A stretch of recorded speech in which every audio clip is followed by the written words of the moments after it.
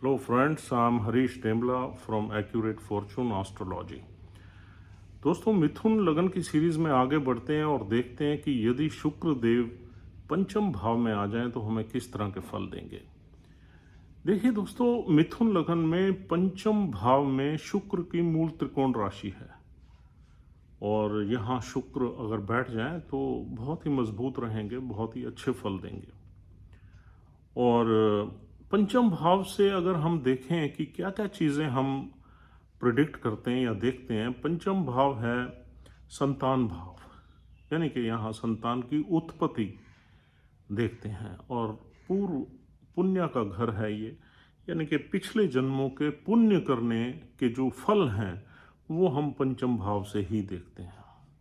अगर पंचम भाव बिगड़ा हुआ है तो इसका मतलब कुछ ना कुछ हमें पे बैक करना पड़ता है इस लाइफ में पिछले जन्मों के कर्मों की वजह से। और पंचम भाव मजबूत है तो इसका मतलब पास्ट लाइफ के कुछ अच्छे कर्म हमारे इस जन्म में काम आ रहे हैं। पंचम भाव से देखते हैं हम ग्रेजुएशन की पढ़ाई, और पंचम भाव से हम देखते हैं अपनी रोमांटिक लाइफ। पंचम भाव से हम सडन गेंस या आउट ऑफ बॉक्स जो गेंस होते हैं हमारे, वो भी देखते हैं। पंचम भाव एक स्पेकुलेटिव एक्टिविटीज़ का भी भाव है, यानी कि अगर हम कुछ स्टॉक मार्केट में, कुछ लॉटरी में, सट्टे में या किसी भी टाइप की, यानी कि आजकल बड़े कैसीनो या बड़ी गेम्स वगैरह आ रही हैं, वहाँ से जो हम पैसा कमाते हैं वो भी पंचम भाव से ही हम देखते हैं। और पंचम भाव से हम देखते हैं अपनी बुद्धि, art and creativity and creative expression किसी भी फील्ड में, और पर्सनल लाइफ में या प्रोफेशनल लाइफ में जो हमारी क्रिएटिव जो हमारा माइंड है वो उसका एक्सप्रेशन जो है, उसका यूज़ जो है, हम पंचम भाव से देखते हैं। और पंचम भाव बहुत ही ऑस्पिशियस भाव है, ट्राइन हाउस है। किसी भी कुंडली में ट्राइन हाउस की इम्पोर्टेंस काफ़ी ज़्यादा रहती है। अब यहाँ पर शुक्रदेव 12वें घर के भी मालिक हैं, पंचम भाव के भी मालिक हैं। जहाँ पंचम भाव इन्वॉल्व हो जाता है वहाँ 12वां घर पीछे पड़ जाता है, उसको हम प्रायोरिटी पे नहीं रखते। और बुध और शुक्र में अति मित्रता है तो यहाँ बुध भी सपोर्ट करेगा। तो पंचम भाव में अगर शुक्र बैठा हुआ है तो सबसे पहले ये इंसान दिखने में अट्रैक्टिव होगा, सुंदर होगा, क्रिएटिव होगा, एक मैग्नेटिज्म रहेगा इसमें, जिससे भी बात करेगा उसे अपनी तरफ खींचता हुआ चला जाएगा।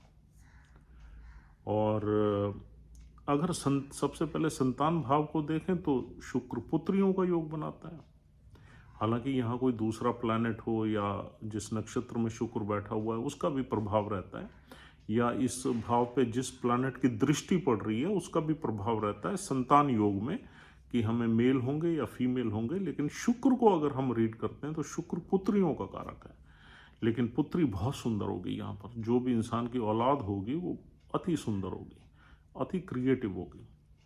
और दूसरा यहाँ ग्रेजुएशन का भाव है तो ग्रेजुएशन भी यहाँ इंसान की अच्छी ही चलेगी। लेकिन ग्रेजुएशन के साथ साथ आदमी थोड़ी रोमांटिक लाइफ में रहेगा, क्योंकि ग्रेजुएशन का भाव है वो पीरियड चलेगा। शुक्र यहाँ बैठा हुआ है तो शुक्र हमें सेक्स एंड सेंसुअलिटी की तरफ भी ले जाता है। तो यहाँ पर हमारी सिर्फ रोमांटिक लाइफ ऐसे ऊपर से नहीं चलेगी, बल्कि हम फिजिकल प्लेजर्स में भी यहाँ इन्वॉल्व हो जाते हैं, और दोनों ही चीज़ें यहाँ पर बड़ी एक्टिव मोड में रहती हैं। अब रोमांटिक लाइफ में हमें सक्सेस मिलेगी या नहीं मिलेगी, इसको देखना भी बहुत ज़रूरी है। क्या वो रोमांटिक लाइफ आपकी मैरिज तक पहुंचेगी, उसके लिए सप्तम भाव को देखना ज़रूरी है। अगर यहाँ बैठा हुआ शुक्र किसी ऐसे नक्षत्र में बैठ गया जिसका लॉर्ड सप्तम में आके बैठ गया तो फिर यह शादी भी हो जाएगी। अगर 8वें में बैठ गया उसका लॉर्ड, उस प्लैनेट उस नक्षत्र का जो लॉर्ड है अगर अष्टम में बैठ गया तो फिर आपकी जो रोमांटिक लाइफ है उसमें कुछ ब्रेकअप्स रहेंगे, कुछ उसमें आपको अनटुवर्ड एक्सपीरियंसेस मिलेंगे जो अच्छे नहीं होंगे। अब ब्रेकअप्स होगा, हार्ट ब्रेकअप्स होगा तो आदमी उदासीन भी हो जाता है। तो अष्टम भाव से अगर संबंध हो जाए या छठे भाव से संबंध हो जाए पंचम भाव का, तो आपकी रोमांटिक लाइफ में प्रॉब्लम्स रहेंगी। और सप्तम से हो जाए तो विवाह तक भी वो चली जाएगी। अगर पंचम भाव में राहु भी साथ बैठ जाए तो फिर आपको कुछ ना कुछ ऐसे लोग मिल सकते हैं लाइफ में जो आपको थोड़ा सा यूज़ करेंगे, चीट करेंगे, और उसका सुख आपको सेटिस्फेक्शन की कहीं ना कहीं कमी रहेगी, because Rahu is a never satisfying planet. तो आपको कुछ गलत लोग भी मिल सकते हैं। हालांकि वहाँ आपकी जो रोमांटिक लाइफ है उसमें काफ़ी तेज़ी रहेगी। अगर मंगल बैठ जाए तो भी इस तरह के फल देता है, लेकिन मंगल का राहु से बैठना ज़्यादा बेटर रहता है। और अगर यहाँ पर गुरु बैठ जाए, यानी कि आपके नवम भाव सप्तम भाव का लॉर्ड गुरु है, जुपिटर अगर यहाँ आके बैठ जाए तो भी आपकी लव मैरिज का योग यहाँ पर बना देगा। और यहाँ पर दूसरी चीज़, आपका जो गेंस हैं, जो यहाँ पर स्पेकुलेटिव मार्केट के गेंस हैं, उनको भी हम देखते हैं।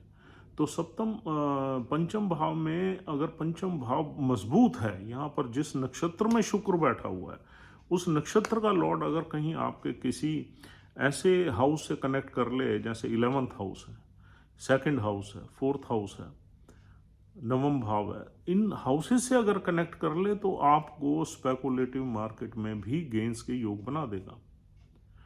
और अगर यही प्लैनेट कहीं 12वें से कनेक्ट हो जाए, 8वें से हो जाए, 6ठे से हो जाए, तो आपको फिर स्टॉक मार्केट में ज़्यादा जाना नहीं चाहिए। अगर इस भाव पे राहु का प्रभाव आ जाए थ्रू नक्षत्र और प्लेसमेंट, तो आदमी गैम्बलिंग में उतरने के चांसेस ज़्यादा रहते हैं। राहु का प्रभाव आने में आदमी थोड़ा एडिक्शन में भी रहता है, किसी न किसी बुरी लत में भी रहता है, क्योंकि शुक्र की एनर्जी एम्पलीफाई हो जाती है और शुक्र विलासता का कारक है, सेक्स एंड सेंसुअलिटी का कारक है। तो फिर आदमी कहीं ना कहीं इस तरह के भी प्रभाव देता है। तो यहाँ पर शुक्र के दोनों ही प्रभाव मिलते हैं। वेल्थ को देखें तो यहाँ पर वेल्थ अच्छी मिलती है, आदमी बिजनेस माइंडेड रहता है, बिजनेस करने की कोशिश करता है। अगर शुक्र जिस नक्षत्र में है उस नक्षत्र का लॉर्ड सप्तम भाव में बैठ जाए या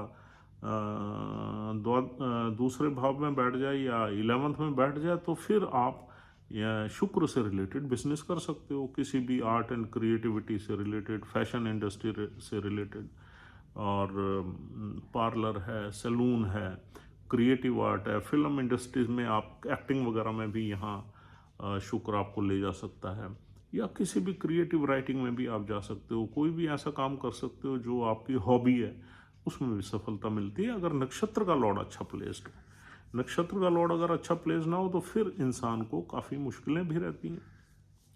तो आपको सक्सेस मिलेगी लेकिन मुश्किलें फेस करके मिलेंगी। सक्सेस आपको शुक्र दिलाने की पूरी कोशिश करेगा यहाँ पर, लेकिन अगर नक्षत्र का लॉर्ड ही खराब बैठा हुआ है तो फिर वो रास्ता आपका जो है वो उबड़ खाबड़ रहेगा, सक्सेस लेने में दिक्कतें काफ़ी रहेंगी। तो इस तरीके से आपने इस प्लेसमेंट को देखना है। अब देखते हैं 12वें घर का भी मालिक है शुक्र। अब देखिए दोस्तों, 12वां घर है हमारे एक्सपेंसेस का, लॉसेस का, सॉलिट्यूड का, अकेलेपन का, और हॉस्पिटलाइजेशन का, बीमारियों का, फॉरेन लैंड का। तो यहाँ पर 12वें घर का प्रभाव भी रहता है, यानी कि आपकी जो संतान होगी उनका कनेक्शन कहीं ना कहीं 12वें घर से रहेगा, यानी कि फॉरेन लैंड से रहेगा। दूसरा, आपके जो एक्सपेंसेस होंगे वो आपकी एजुकेशन में हो सकते हैं, आपकी लग्जरीज पे हो सकते हैं, आपकी कुछ गलत आदतों में हो सकते हैं, क्योंकि बैठा तो शुक्र मूल त्रिकोण में है, लेकिन यहाँ शुक्र मौज मस्ती बहुत लेता है। तो जो एक्सपेंसेस हैं वो तो आपके 12वें घर के 5वें घर में ही रहेंगे, यानी कि रोमांटिक लाइफ में या लव लाइफ में आपका खर्चा हो सकता है, एजुकेशन में हो सकता है। लेकिन जो खर्चा आपका जिस चीज़ में भी होगा उसमें आप इंजॉय ज़रूर करेंगे या उसका बेनिफिट आपको ज़रूर मिलेगा।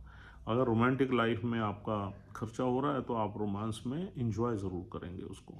अगर लग्जरीज में हो रहा है, गाड़ियों पे हो रहा है, कार लेने में हो रहा है, तो उसको भी आप इंजॉय कर रहे हैं। अगर फैशन में हो रहा है, कपड़ों में हो रहा है, उसको भी आप इंजॉय कर। तो यहाँ पर इंजॉयमेंट पूरा रहेगा क्योंकि शुक्र मूल त्रिकोण में है, लेकिन हाँ खर्चे रहेंगे। दूसरा, थोड़ा बहुत यहाँ पर आपका कभी कभी मायूसी, उदासी, सॉलिट्यूड, अकेलापन, ये फीलिंग भी रहती है। जब आपके अगर कुछ ब्रेकअप्स हो जाएं या कुछ नुकसान हो जाएं तो डेफिनेटली ये इन चीज़ों का प्रभाव भी, 12वें घर का प्रभाव भी यहाँ पर रहता है। और अगर शुक्र यहाँ पर स्वाति नक्षत्र में है, यहाँ पर एक स्वाति नक्षत्र है, तो फिर आप फॉरेन में जाके एजुकेशन भी ले सकते हो और बड़ा इंडिपेंडेंट आपको बनाता है। स्वाति नक्षत्र एयर का नक्षत्र, राहु का है, बहुत इंडिपेंडेंट बनाता है, बहुत क्रिएटिव बनाता है। तो आप फॉरेन कंट्री में आप जाके एजुकेशन ले सकते हो। तो दोस्तों अब यहाँ बैठा हुआ शुक्र देखेगा 11th हाउस को। 11th हाउस भी आपको ब्लेस करेगा। यहाँ पर शुक्र 11th हाउस को इन्फ्लुएंस करेगा, तो आपके गेन्स, नेटवर्क सर्कल, डिज़ायर्स की फुलफिलमेंट, ये सारी अच्छी होगी।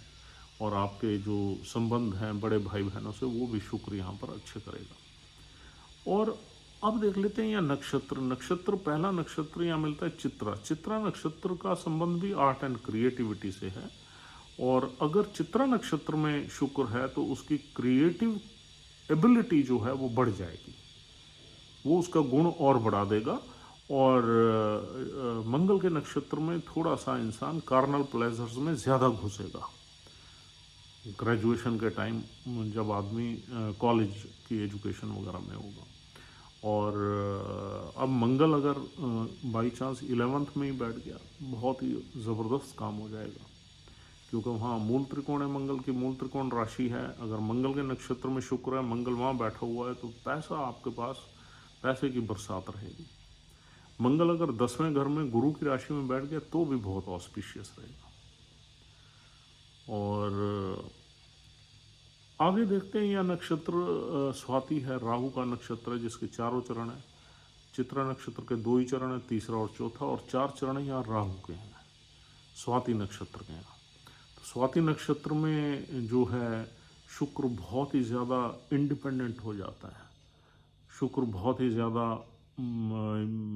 लव में, रोमांस में, ट्रैवलिंग में, फॉरेन एजुकेशन में, घर से बाहर घूमने फिरने में बहुत इंडिपेंडेंट हो जाता है और पूरी तरह आदमी मस्ती लेता है।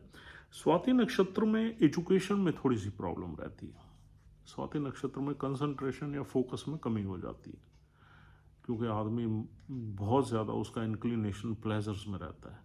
तो एजुकेशन में कुछ ना कुछ यहाँ प्रॉब्लम रह सकती है, यानी कि ऑब्स्टेकल्स रह सकते हैं, कुछ डिले रह सकती है या प्रॉब्लम्स रह सकती हैं। और लेकिन स्वाति नक्षत्र इंसान को एजुकेशनल फील्ड में बाहर ले जा सकता है, फॉरेन कंट्री। अगर फॉरेन कंट्री आदमी चला जाता है तब ठीक है, क्योंकि राहु वहाँ सेटिस्फाई हो जाएगा। और तीसरा नक्षत्र यहाँ मिलता है विशाखा नक्षत्र। विशाखा नक्षत्र जुपिटर का है। जुपिटर के नक्षत्र में अगर यहाँ शुक्र बैठे हुए हैं और जुपिटर 7वें घर में ही बैठ जाए तो शादी का योग बना देगा।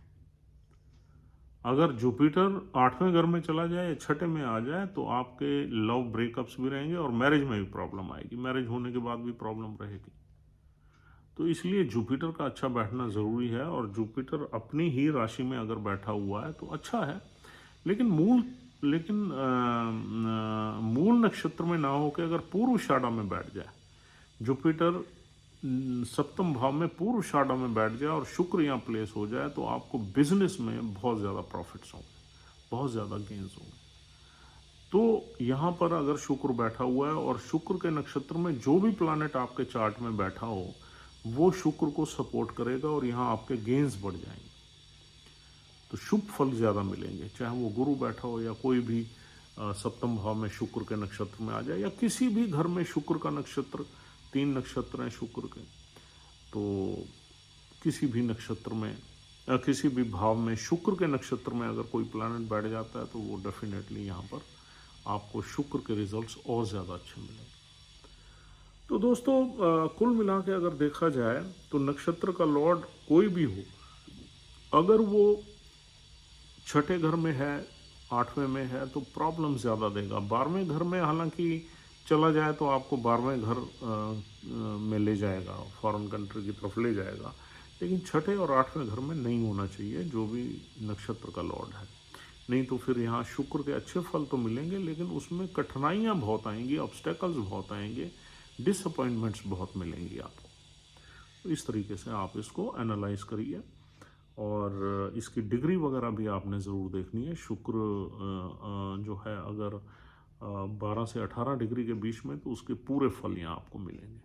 और अगर शुक्र हायर डिग्री में है तो ये फिर इन्फीरियर प्लेसमेंट हो जाएगी, क्योंकि उसका आपको छठे घर का प्रभाव भी मिलेगा। छठा घर खराब ही है, यानी कि अगर 24 डिग्री के बाद शुक्र बैठा हुआ है तो आपको छठे घर के प्रभाव भी साथ में ही देगा, पांचवें के, तो वहाँ दिक्कत रहेगी। हाँ, अर्ली डिग्री में अगर यहाँ शुक्र है तब कोई दिक्कत नहीं है, तब अच्छे प्रभाव थोड़े बहुत मिल सकते हैं। हालांकि चौथे घर में भी शुक्र नीच का हो जाता है, अर्ली डिग्री में भी उतने अच्छे फल नहीं मिलेंगे जितने कि शुक्र की मिडिल डिग्री में मिलेंगे। लेकिन शुक्र अर्ली डिग्री का फिर भी अच्छा है as compare to higher degree. Higher degree का यहाँ शुक्र नहीं होना चाहिए। तो दोस्तों, this is all for the day. उम्मीद करता हूँ आपको ये वीडियो पसंद आई है। If you are liking our videos, if you are liking our channel, please subscribe our channel so that हमें एक मोटिवेशन रहे और हम और भी नॉलेजेबल वीडियोस आपके लिए अपलोड करते रहें regularly. Thank you very much once again. Take care of yourself and your family. We'll see you soon. Have a nice time. Goodbye.